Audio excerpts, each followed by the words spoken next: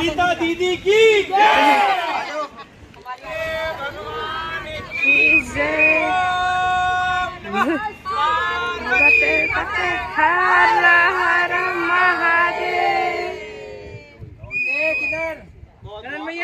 मु बालुका शिल्पी Sarita Gochhayat institute of Konark sand art gallery आमे कोणार्क रे उपस्थापना करिचु आ जो थिरे आमर कल्चर आमर सोशल वर्क ऊपर आमे देखैचु आमर हेरिटेज ऊपर देखैचु आ आम इन्स्टिट्यूट रो गोटे प्रयास कि आमे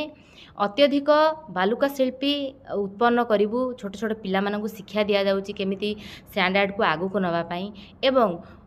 कोणार्क को आसुथिबा बहु संख्यक पर्यटक केमिति आम कला को देखिबे आम कला संस्कृति को आगु को आम केमिति प्रचार प्रसार करूँ आउ आमर एटा छोट प्रयास एवं आज आईएसओ टीम तरफ आसीथिले तांको मेंबर्स माने आसीथिले एवं 100 जन विजिटर को लेके आसीथिले से माने आम